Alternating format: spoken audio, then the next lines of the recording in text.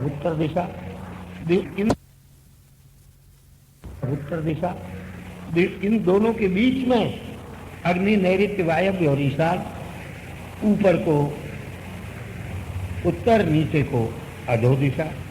ये 10 दिशाओं का विभाग सूर्य भगवान से ही होता है। और दिन रात का विभाग भी, आकाश का विभाग, पृथ्वी का विभाग, भोग मोक्ष का विभाग, नरक पाताल का विभाग भी सूर्य। देवता, पशु पक्षी, मनुष्य इत्यादि संपूर्ण जीवों के भगवान सूर्य ही आत्मा है और कोई दूसरे नहीं। सुखदेव जी महाराज कहते हैं, राजन परीक्षित, हमने तुमको भूगोल का प्रमाण सुना दिया। अब ये जो आकाश मंडल है, ज्ञानी लोग इसका भी प्रमाण बतलाते हैं।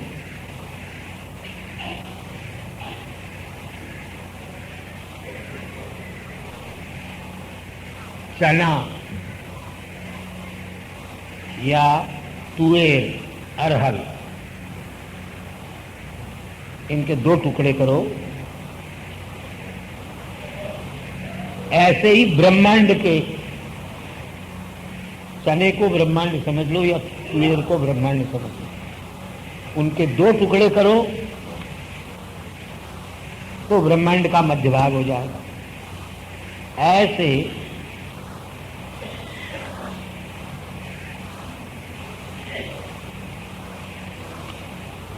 ब्रह्मांड के बीच में ये अंतरिक्ष लोक, अर्थात पृथ्वी लोक और स्वर्ग लोक के बीच का लोक, जिसमें सूर्य, चंद्रमा इत्यादि ग्रह, तारा, 27 नक्षत्र ये भ्रमण किया करते हैं। ब्रह्मांड के बीच में स्थित होकर के भगवान सूर्य तीनों लोकों को प्रकाश भी देते हैं और ताप भी देते हैं, जिससे सर्दी का निवारण होता है। इसमें सूर्य की गति से 12 महीने के 2 विभाग हो जाते हैं, एक उत्तरायण, एक दक्षिणायन और एक विषुव। विषुव 2 संक्रांति का नाम है, मेष संक्रांति और तुला संक्रांति। विषुवद, विषुवंश, उनको विषुव क्यों कहते हैं? इन दोनों अहोरात्र समान हो जाते हैं। जिस दिन तुला संक्रांति लगेगी उस दिन दिन और रात बराबर रहेंगे, और जिस दिन मेष संक्रांति लगेगी उस दिन भी दिन और रात, बाकी 6 महीने दिन घटेगा, रात बढ़ेगी, 6 महीने रात बढ़ेगा और दिन घटेगा।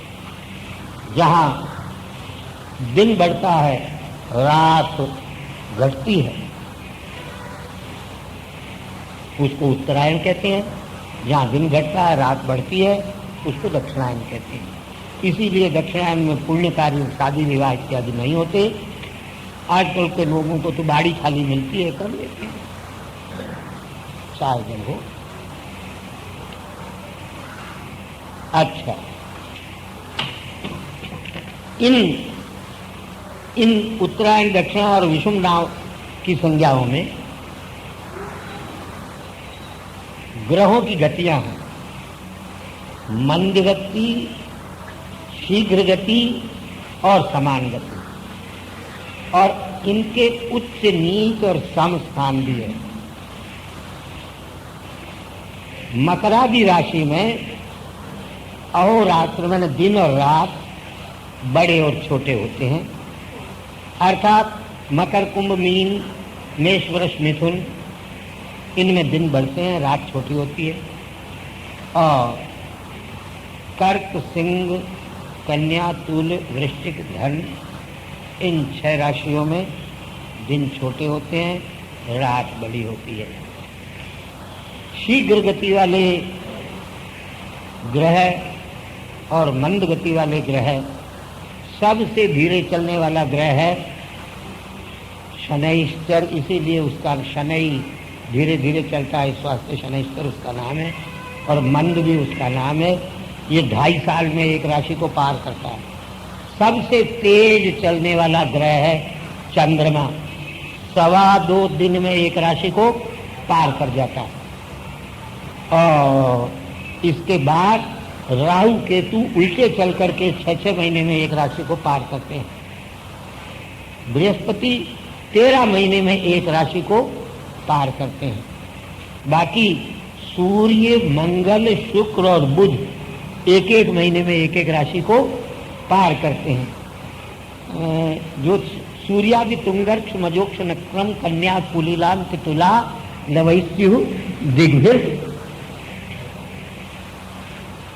इनकी उच्च नीच राशियां हैं भाई।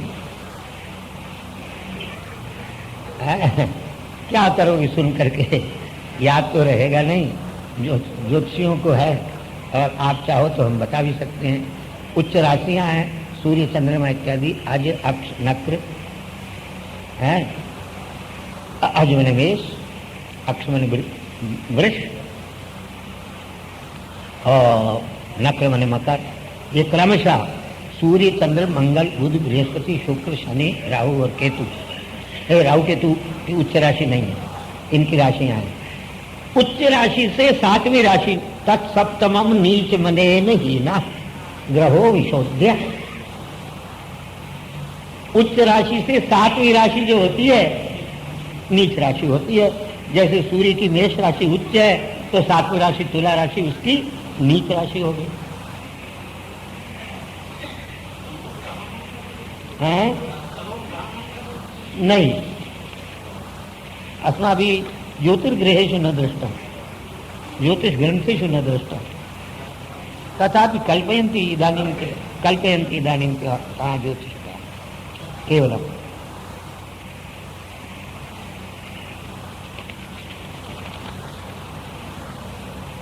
ये भी लिखते हैं, यदा मेष तुल्योर वर्तते तदा अहोरात्राणि समानानि भवन्ति यदा वृषभादिषु पंचमसु राशिषु।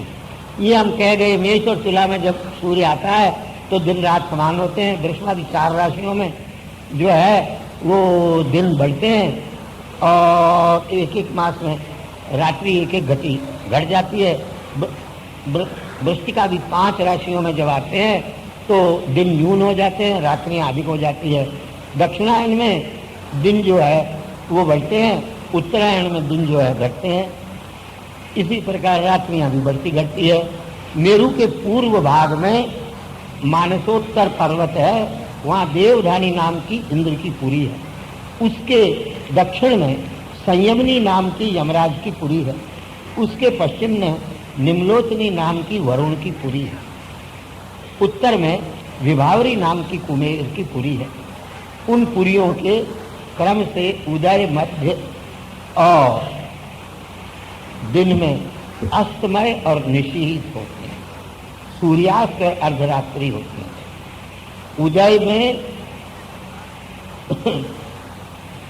उदय में जो है उदय मध्य, दिन के उदय और मध्य में अस्तमय और निशीत, सूर्य का अस्त और अर्धरात्रि होती है। मेरू में स्थित जो लोग हैं उनको तो सदैव मध्याह्न ही होता है, न कभी सूर्यास्त होता है और न कभी रात्रि होती है।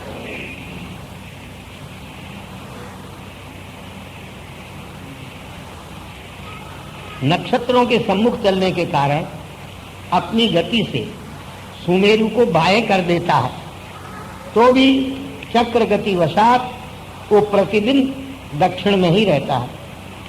जहां सूर्योदय होता है वहां अगर सूत्र डाला जाए शंकु गाड़ करके, तो उस सूत्र को अस्ताचल पर्वत पर ले जाओ, उसके बीच का भाग जो होगा वहां सूर्य के आने पर मध्याह्न होगा, और ठीक उसके सामने सूत्र अगर डालेंगे तो अर्धरात्रि हो जाएगी। इंद्रपुरी से लोग कहते हैं सूर्य चलता नहीं, यहाँ 1-1 मिनट सूर्य कितना कहां से कहां तक चलता है ये गिन करके बतला है। इंद्रपुरी से सूर्य चलता है 15 घड़ी में यमराज की संयमनीपुरी में पहुंच जाता है। जो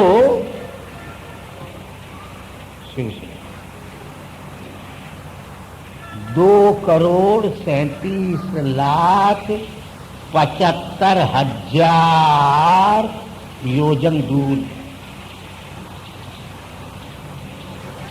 15 घड़ी में सूर्य इतनी देर चलते।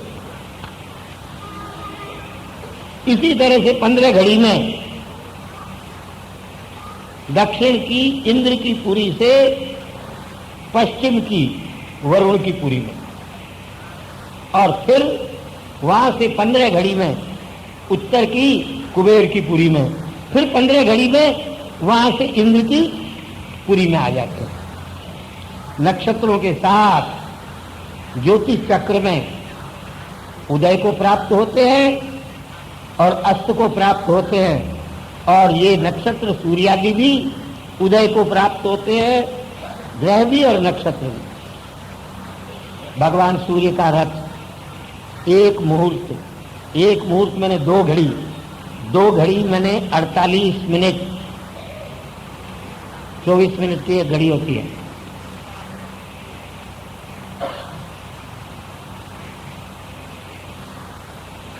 एक मैंने 48 मिनट में 84,08,000 योजन, 84,08,000 योजन की परिक्रमा भगवान सूर्य करते हैं। अगर पृथ्वी परिक्रमा करती होती तो वो भी शास्त्र लिखे बिना नहीं रहती। जिनका एक चक्का, सूर्य के रथ के एक ही चक्र है, विश्व में एक ही रथ है। रथस्यैकं चक्रम भुजग यमिता सप्ततुर्गा, सब टेढ़ी बातें हैं। आप लोगों ने एक घोड़े की विक्टोरिया बंबई में चलती है, 2 घोड़े की भी देखी होगी, लेकिन 3 घोड़े, 5 घोड़े, 7 घोड़े, 9 घोड़े की नहीं, 2 घोड़े, 4 घोड़े, 6 घोड़े, 2 बैल जोड़ी होनी चाहिए।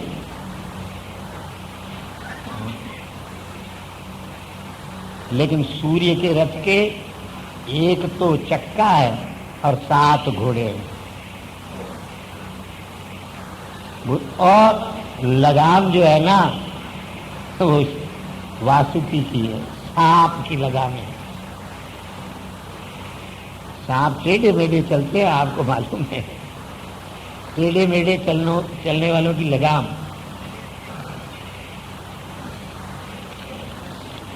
निरालंबो मार्ग चरण विकलच्छा रतिरपि, कहां से कहां तक चलते हैं? ऐसे रास्ते में चलते हैं जहां नीचे कोई आधार नहीं है, निराधार आकाश मार्ग में सूर्य का रथ चलता है। और बाबा उनके रथ हाँकने वाला जो है वो बेचारा अनूरू है, अरुण गरुड़ का भाई, जिसका कमर के नीचे का शरीर बिल्कुल निकम्मा है, काम का ही नहीं।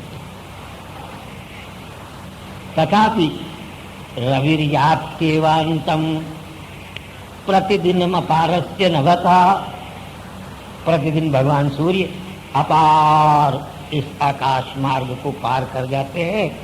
क्रिया सिद्धि तत्वे वसति महतान्नोपकरणे, अर्थांतर न्यास।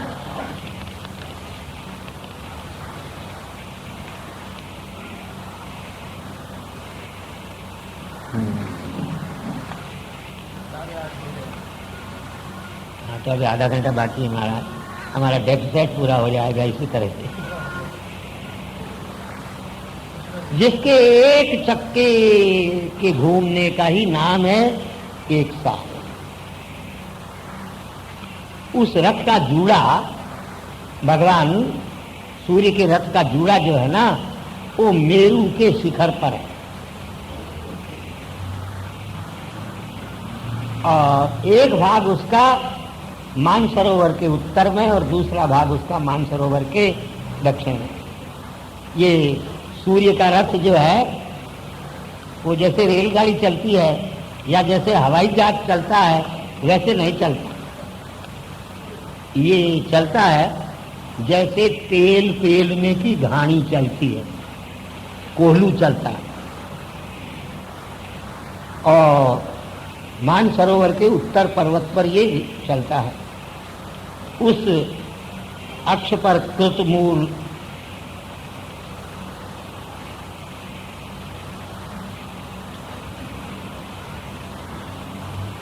रथ के उपवेश का जो स्थान है वो 30 लाख योजन लंबा है और 9 लाख योजन विशाल है। उतना रवि के भगवान सूर्य के रथ का जुड़ा है। उसमें गायत्री गनुष्टुप बृहति पंक्ति त्रिष्टुप जगती, ये 7 छंद नाम के 7 घोड़े, यही सूर्य के रथ को वहन करते हैं। भगवान सूर्य के रथ के आगे अरुण उनके सारथी विराजमान रहते हैं। और 60,000 अंगूठे के पेरवे जितना जिनका शरीर है, ऐसे बालखिल्य नाम के महर्षि आकाश में उल्टे पैर चलते हुए भगवान सूर्य की स्तुति करते हैं। उल्टे पैर मत मानो, लेकिन यहाँ वाल्मीकि रामायण में लिखा है और महाराज जी ने अपनी रामायण मीमांसा में लिखा है। हनुमान जी महाराज को वेद पढ़ाने के लिए कोई मिला नहीं गुरु। हनुमान जी महाराज सर्व विद्या निधान भगवान रुद्र के अवतार, लेकिन गुरु से पढ़े बिना वे विद्या सफल नहीं होती। तो अंत में भगवान सूर्य से जाकर के प्रार्थना की, महाराज आपने याज्ञवल्क्य को वेद पढ़ाया, कृपा करके हमको भी वेद पढ़ाइए। और सूर्य भगवान कहने लगे, हम तो 24 घंटे अखंड भूमंडल में भ्रमण करते हैं, हमको फुर्सत है नहीं, हम तुमको कब पढ़ाएं? तो हनुमान जी महाराज ने कहा, कोई बात नहीं महाराज, हमको तो आपसे पढ़ना है। तो क्या बात है, आपको रथ में बैठे बैठे तो कोई तकलीफ नहीं होती? तो कहा, रथ में बैठे बैठे कोई तकलीफ नहीं होती।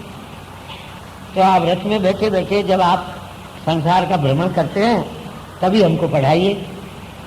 हम आपके रथ के आगे उल्टे पैरों चलेंगे, आपको हाथ जोड़ करके गुरुदेव को, और आपसे वेद पढ़ लेंगे। हनुमान जी ने इसी प्रकार भगवान सूर्य से चारों वेदों में नाऋग्वेद विनितस्य न यजुर्वेद धारिणः न सामवेद विदुषः शक्यमेवं प्रभाषितुम्। पहले पहल ऋष्यमुख पर्वत से पर आकर के भगवान राम के सामने ब्रह्मचारी के रूप में जब हनुमान जी महाराज ने अपना वक्तव्य दिया, तुलसीदास जी ने तो कठिन भूमि कोमल पद गामी कवन हेतु यमन विचरेहु वन स्वामी, इसमें लिख करके। लेकिन हनुमान जी महाराज के वक्तव्य को जब भगवान राम ने सुना तो लक्ष्मण से कहने लगे, भैया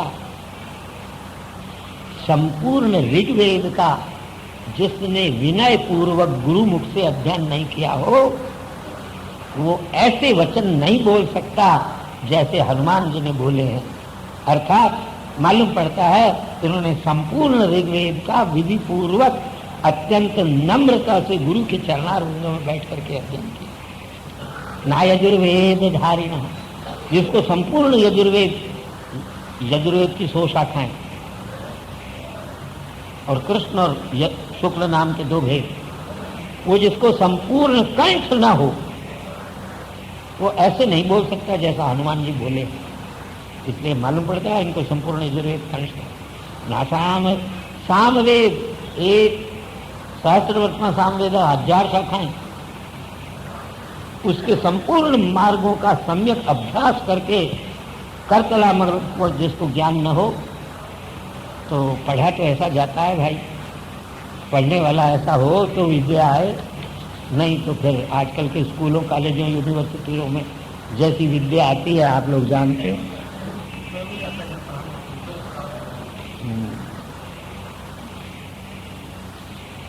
बालखिल्य नाम के ऋषि उल्टे पैरों से भगवान सूर्य के सामने आकाश में चलते हुए उनकी स्तुति करती है।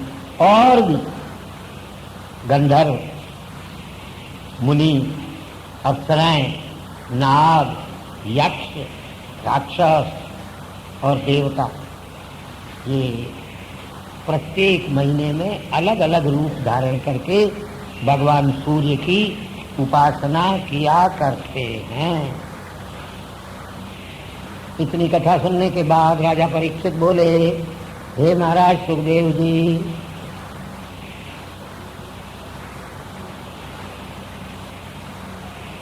महाराज आपने भगवान सूर्य, मेरु और ध्रुव की प्रदक्षिणा करते हुए प्रत्येक राशियों के सम्मुख और प्रदक्षिणा रूप में भ्रमण करते हैं। हम इस बात को ठीक ठीक नहीं समझ पाए हैं, तो आप हम कहाँ से समझ पाएंगे। भूखा प्यासा 7 दिन से बैठा सुखदेव जैसा कथा करने वाला, हमारे जैसे हरू गरू नत्थु घेरे की क्या चलाई।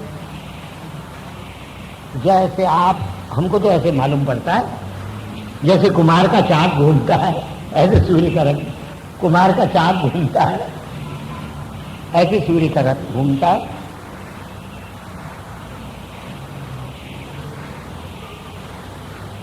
लेकिन कुमार का चाक घूमता है अपनी गति से, और कुमार के चाक पर चींटी, कीड़े मकोड़े आदि जो पड़े होंगे वो अपनी गति से घूमेंगे,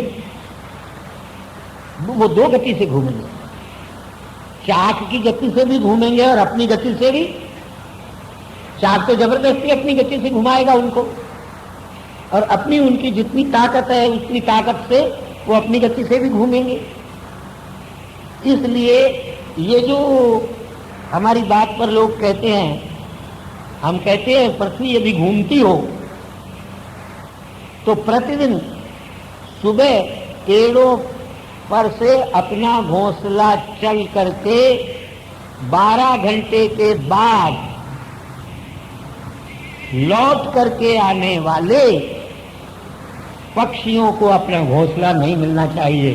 क्यों? वो 12,000 माइल पृथ्वी आगे बढ़ जाएगी 12 घंटे के अंदर। 25,000 घेरा है उसका और 24 घंटे में पूरा करती है, तो 12 घंटे में आधा घेरा पूरा करेगी। वो घोंसला और पेड़ 12,000 मील दूर चला जाएगा। पृथ्वी अपनी गति के साथ उस पेड़ को भी खींच करके ले जाएगी। जैसे रेलगाड़ी में हम लोग घूमते हैं, चाहे जितना उल्टा सीधा घूमे, लेकिन रेलगाड़ी जाती है उधर जबरदस्ती जाना ही पड़ता है।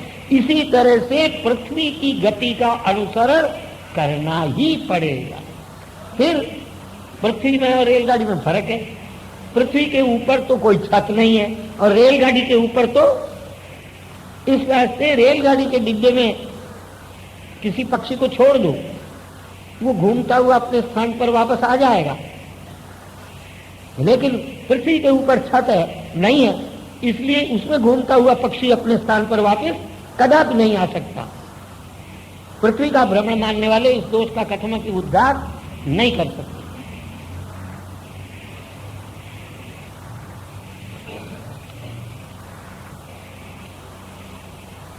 सुखदेव जी महाराज कहते हैं, हाँ ठीक है, कुमार का जो चाक घूमता है उस चाक की गति भिन्न है, और चाक पर घूमने वाली चींटियों की या कीड़े मकोड़ों की गति भिन्न है। इसी प्रकार भगवान सूर्य के रथी की गति भिन्न है, और उसके अंदर चलने वाले सूर्य, चंद्रमा, ग्रह, नक्षत्र, तारा इत्यादि की गति भिन्न है।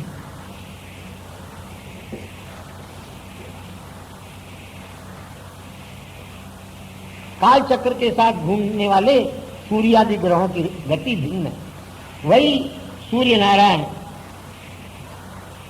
वेद स्वरूप धारण करके अपने आप को 12 स्वरूप में बना करके 12 महीने में भिन्न भिन्न नाम धारण करता है ऋतुओं के अनुगुण। लोग वर्णाश्रम धर्म का पालन करने वाले श्रद्धा पूर्वक ऋग्यजु साम रूपी विद्या से यज्ञ करते हुए कल्याण को प्राप्त करते हैं। जो लोग मैंने स्वर्ग और पृथ्वी के बीच में काल चक्र के अनुसार सूर्य महाराज चलते हुए 12 महीने को भोगते हैं। 2 पक्ष, चांद्रमान से और बाकी सौरमान से। 2.25 नक्षत्र की एक राशि होती है। बताते हैं अश्विनी भरणी कृत्तिका, अश्विनी के 4 पाद, भरणी के 4 पाद और कृत्तिका का 1 पाद, ये मेष राशि। कृत्तिका नाम 3 पादा, रोहिणी मृगशिरा और धम वृषभ।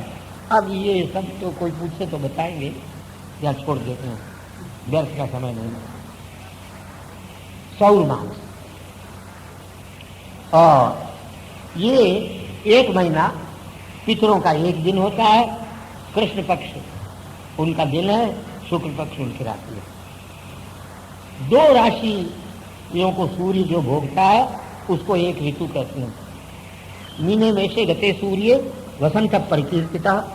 मीन और मेष राशि पर जब सूर्य रहता है तो वसंत ऋतु, इनके अन्वर्थ नाम है। हम काल की गति का विवेचन करते हैं चातुर्मास के प्रवचनों में। वसंतादि ऋतुओं का वसंतादि ऋतुओं के नाम क्यों नाम रखे गए, 12 महीनों के 12 नाम संक्षेप में हमने आपको बताए। इन ऋतुओं के नाम और राशियों के नाम क्यों रखे गए, मीन, मेष, वृषभ, मिथुन, कर्क, सिंह, कन्या, तुला, वृश्चिक, धनु, मकर, मीन। इनके नाम राशियों के स्वरूप के अनुसार और भूगोल खगोल के अनुसार रखे गए, सूर्य के भ्रमण के अनुसार रखे गए। 2 राशियों को सूर्य भोगता है, उसी को एक ऋतु कहते हैं। आधा जो ब्रह्मांड है उसको भोग लेता है, उसको एक अयन कहते हैं। वो 2 हैं, उत्तरायण, और 2 अयनों का होता है संवत्सर। और पूरे गगन मंडल को सूर्य भोग लेता है, उसको कहते हैं 1 साल। वह संवत्सर, परिवत्सर, इडावत्सर, अनुवत्सर और वत्सर, ये 5 प्रकार का है। सूर्य के ऊपर 1,00,000 योजन ऊपर सूर्य के चंद्रमा। सूर्य जितना सूर्य की साल भर की भुक्ति को 2.25 नक्षत्र से एक पक्ष में वो भोग लेता है। इतना तेज चलने वाला दूसरा ग्रह नहीं है।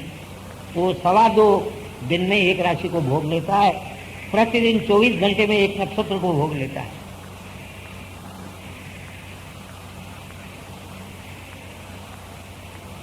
ये अपनी कलाओं को पूर्ण करते हुए शुक्ल पक्ष से और श्रीमान कला से कृष्ण पक्ष से देवताओं के और पितरों के दिन और रात्रि को बनाते हैं।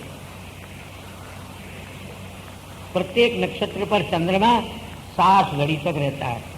यह भगवान चंद्रमा अन्नमय है, अमृतमय है और देवता से लेकर के चींटी पर्यंत जीवों का यही एकमात्र रक्षक है। हम कैसे मान लें कि ये लोग चंद्रलोक में हो आए? जो ये लोग कहते हैं कि चंद्रमा में जीवनी शक्ति नहीं है, वहाँ ऑक्सीजन लेकर के जाने पर ही जिंदा रह सकता है और ऑक्सीजन लेकर के जाते हैं। हमारे शास्त्रकार लिखते हैं चींटी से लेकर के देवता पर्यंत जितने जीव हैं उन सब को जीवनी शक्ति चंद्रमा से ही प्राप्त होती है। मनुष्यों को, पशुओं को, पक्षियों को, कीड़ों को, पतंगों को, भुनगों को ही नहीं, पेड़ पौधों को सोमो भूत्वा, ये असल में तो भगवान ही सोम का रूप धारण करके औषधियों का आप्यायन करते हैं। पुष्णाम औषधि सर्वा सोमो भूत्वा रसात्मका, गीता कहती है। मैं ही चंद्रमा, भगवान कहते हैं मैं ही चंद्रमा का रूप धारण करके, और जितनी औषधियां हैं, मैंने अनाज हैं, फल हैं और फूल हैं, इनमें रस, सौंदर्य, माधुर्य, सौरभ्य और सौगंध चंद्रमा की किरणों से आता है। बुद्धि के खां कहते हैं उस चंद्रमा में जीवनी शक्ति, जो सारे संसार के जड़ चेतन जीवों को जीवनी शक्ति देता है, उन चंद्रमा में जीवनी शक्ति नहीं है। ये आजकल का आपका विज्ञान है। नमस्कार है इस विज्ञान को, दूर से नमस्कार है इस विज्ञान। 7 जन्म में भी कोई कहे तो हम हाँ, और किसी की माँ ने दूध पिलाया हो तो तर्क से, युक्ति से हमारे सामने बैठ करके इन बातों को सिद्ध करे तो सिर झुका के मांगे।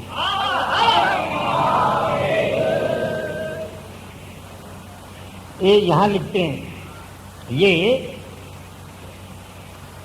सर्व जीव निवह प्राण, यही तो जीवनी शक्ति है, प्राण का ही नाम। प्राणी मात्र में जीवनी शक्ति नहीं। पद्म पुराण में एक अद्भुत वर्णन देखा। चंद्रमा कोई साधारण ग्रह नहीं है, ये कमांडर इन चीफ है एक देवताओं की, पूरी रेजिमेंट का। और राक्षसों के साथ युद्ध जब होता है तो अपने रेजिमेंट को लेकर के सबके आगे जाता है और तुषार वर्षण करके राक्षसों की सेना को मूर्छित कर देता है। आपके हमारे सबके शरीर में ब्रह्मरंध्र में एक सहस्रार कमल है। उस सहस्र मैंने 1000 किरणों वाला कमल है मस्तिष्क में। उस कमल के मध्य भाग में चंद्रमा विराजमान है। वो चंद्रमा अपनी 1000 किरणों से अमृत की बूंदें टपकाता है।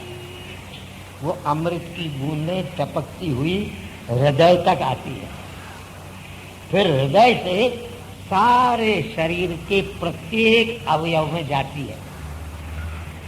जब तक चंद्रमा के द्वारा अपनी किरणों से अमृत बिंदु का निस्सरण होता रहता है, तभी तक आप हम सब जिंदे रह करके और इस दुनिया में घूमते हैं, काम करते हैं। जहाँ चंद्रमा के अमृत किरणों का शरण बंद हुआ, वहाँ राम नाम सत्य है। ये गति होती है। फिर कोई कहे चंद्रमा में जीवनी शक्ति नहीं है। हाँ, मानने की बात नहीं कभी। सएष भगवान चंद्र अन्नमय, ये सारे अन्न, चंद्रमा अगर न हो तो एक भी अन्न में रस उत्पन्न न हो। अमृतमय है, देवादि पिपीलिकाओं की रक्षा करने वाली यही एकमात्र तत्व बिंदु जैसी स्थिति है। और अब सुनो, उस चंद्रमा से भी 3 लाख योजन ऊपर अश्विनी, भरणी इत्यादि नक्षत्र, उनके ऊपर 2 लाख योजन शुक्र मंडल है। वो या तो सूर्य के पीछे पीछे चलता है या सदा सूर्य के साथ ही चलता है। इसीलिए प्रायः जब सूर्य की गति के बिंदु पर आ जाता है तो अस्त हो जाता है। उसके ऊपर 2 लाख योजन बुध का मंडल है। वो ये ग्रह सदैव लोगों के लिए कल्याणकारी होता है। और सूर्य के पीछे चलता है, आगे चलता है कभी, या साथ में चलता है, ज्यादा दूर नहीं चलता। जब ये सूर्य से अलग हो जाता है, कुछ ज्यादा दूर हो जाता है, तब बरसात का बरसना बंद हो जाता है। उसके ऊपर 2 लाख योजन मंगल नाम का, 2 लाख योजन, 1 योजन 4 कोस का होता है और 1 कोस 2 मील का होता है। शास्त्रीय हिसाब से 1.25 मील का होता है। मंगल नाम का ग्रह है, ये संसार को प्रायः दुखदायी है। इसके ऊपर 2 लाख योजन ऊपर भगवान बृहस्पति है।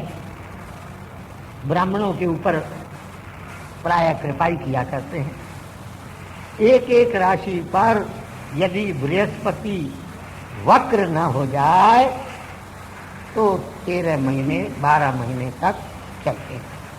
उसके ऊपर बृहस्पति के भी ऊपर 100 लाख योजन ऊपर शनैश्चर महाराज हैं। वो 30 महीने तक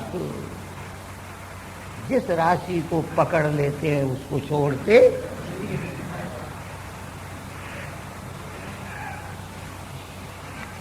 प्राय सबके लिए अशांति करने वाला होता है। लेकिन सौभाग्य हो, 3रा, 6ठा और 11वां आ जाए तो निहाल भी कर देता है। जीवन में एक बार ही आता है, अगर 2 बार आ जाए तो क्या कहना, और 3री बार आ जाए तो बुढ़ापे में भी निहाल करके छोड़ दे। 3रा, 6ठा और 11वां।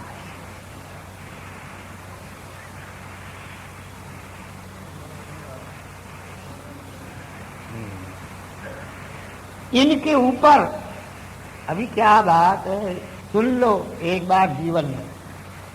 भागवत बहुत सुनोगे लेकिन ये कोई नहीं सुनाएगा, तो सब खा जाते हैं भागवत भागने वाले। इनके 11 लाख योजन ऊपर सप्तऋषि, जो सारे संसार की कामना करते हुए भगवान के उस विष्णु पद में ध्रुव पद का चक्कर लगाते, उसकी प्रदक्षिणा करते हैं।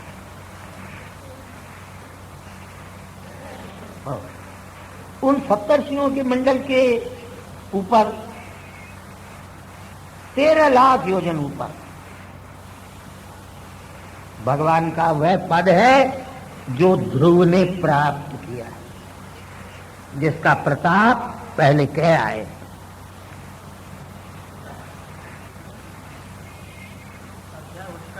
वही आश्रय दूसरा आरंभ हो गया। ग्रह नक्षत्र आदि काल चक्र से योजित होकर के, वायु से प्रेरित होकर के उस पद के चारों तरफ भ्रमण करते हैं। आकाश में वायु के वशीभूत होकर के जैसे मेघ भ्रमण करते हैं, जैसे पक्षी भ्रमण करते हैं, नीचे नहीं गिरते। हाँ, ये शंका लोग करेंगे, शास्त्रकार सीधा उत्तर देते हैं।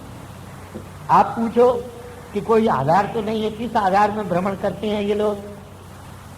अरे भाई, तो पक्षी आकाश में भ्रमण करता है, नीचे नहीं गिरता। ऐसे ही ये सूर्यादि ग्रह भी आकाश में भ्रमण करते हुए नीचे, क्या पक्षी से भी कम इनकी ताकत मानेंगे?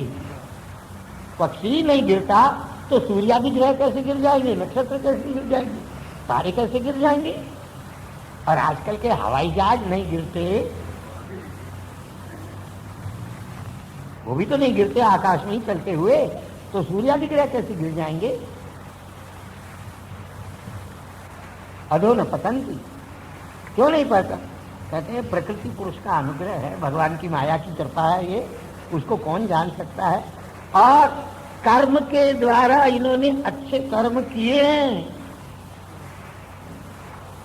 सुकृताम हवा ईमानी यद आकाशे ज्योति, सुकृताम हवा ईमानी ज्योति आकाशे देवित्यंते। इस जन्म में पृथ्वी लोक में आकर जिन मनुष्यों ने उत्तमोत्तम पुण्य कर्म किए हैं, वही आकाश में ताराओं के रूप में चमक रहे हैं और नक्षत्रों के रूप को धारण करके और आकाश सारे विश्व का संचालन करते हैं सूर्यादि ग्रह के रूप। आप हम में से ही कोई जीव थे जिन्होंने इतनी तपस्या यज्ञ दान इत्यादि किए और इन रूपों को धारण कर लिया। नहीं तो फिर मनुष्य लोक में आएंगे या पशु लोक में जाएंगे या नरक में जाएंगे।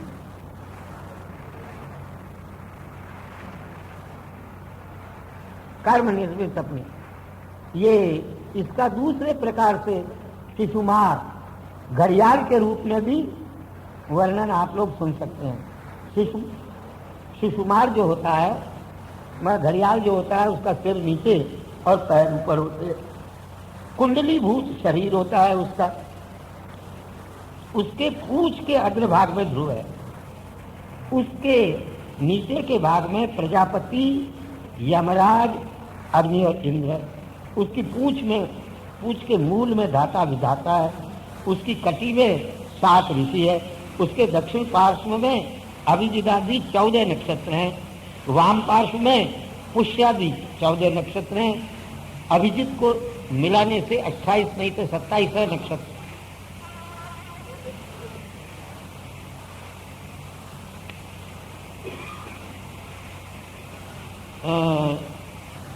उसकी पीठ में अजवीथी मैंने ब्रह्मा जी की वीथी है, उसके उधर में आकाश गंगा है, पुनर्वसु और पुष्य दक्षिण और वाम तरफ की श्रोणी है, आर्द्रा और अश्लेष उसके दक्षिण वाम पाद में है, अभिजित उत्तराषाढ़ उसके दक्षिण वाम नासिका में है, श्रवण और पूर्वाषाढ़ उसके दक्षिण वाम नेत्रों में है, धनिष्ठा और मूल उसके दक्षिण वाम कर्ण में है, मगादि 8 नक्षत्रों जो हैं वो वाम पार्श्व की 8 पसलियां हैं। इसी प्रकार मृगशीर्ष आदि जो नक्षत्र हैं वो दक्षिण पार्श्व की पसलियां हैं। ये उल्टी सीधी लगी हुई है। शतभिषा और ज्येष्ठे वाम और दाहिने कंध है, और अगस्त जो है उत्तर का ठोडू है, और उत्तरादि रूप नक्षत्र यमराज है, उसके मुख में मंगल है, उपस्थ में शनि है, ककुद में है बृहस्पति है, वक्षस्थल में सूर्य है, हृदय में नारायण है, मन में चंद्रमा है, नाभि में शुक्र है, तन में अश्विनी कुमार है, प्राणापान में बुध है, गले में राहु है, सर्वांग में केतु है, और उसके रोम में तारागण हैं। ये भगवान का सर्वदेवतामय रूप प्रतिदिन संध्या काल में मौन रूप होकर के जो खड़ा खड़ा ध्यान करता है और नमो ज्योतिर्लोकाय कालाय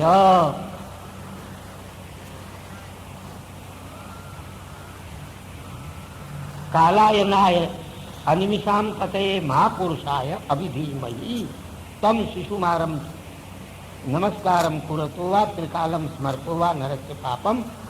इस भगवान के काल स्वरूप को या शिशुमार चक्र के रूप से भगवान के स्वरूप को जो तीनों कालों में स्मरण करता है, नहीं तो कम से कम संध्या काल में स्मरण करता है, ऐसे मनुष्य के पाप अवश्य नष्ट हो जाते हैं। अच्युतं केशवं रामनारायणं कृष्ण दामोदरं वासुदेवं हरिं श्रीधरं माधवं गोपिकावल्लभं जानकीनायकं रामचन्द्रं भजे। अच्युतं केशवं कृष्ण दामोदरं वासुदेवं हरिं श्रीधरं